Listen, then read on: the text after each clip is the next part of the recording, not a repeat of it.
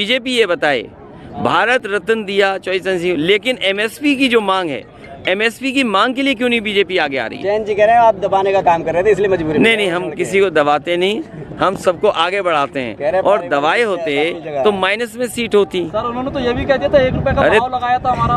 नहीं, ऐसा नहीं, तुम समझ नहीं पाए बात को। अगर दबाया होता तो 0 से -1 होती, -2 होती, -3 होती। हमने उन्हें आगे बढ़ाया और चॉइस चरण सिंह जी की विरासत को आगे बढ़ाया।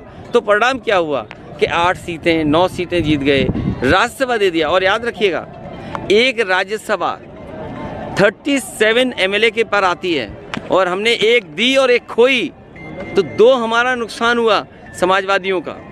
विश्वासघात हुआ। ये तो आप आकलन करिए क्या हुआ हमारे साथ। लुक अच्छा लग रहा है आपका, ये कमाल वाला। ये इसलिए कि बुनकर भाइयों के कुर्ते से भी मुनाफा हो और गमछे से भी।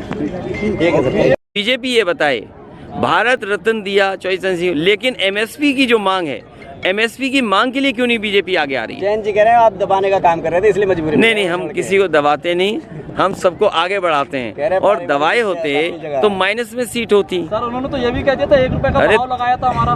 नहीं, ऐसा नहीं, तुम समझ नहीं पाए बात को। अगर दबाया होता तो 0 से -1 होती, -2 होती, -3 होती।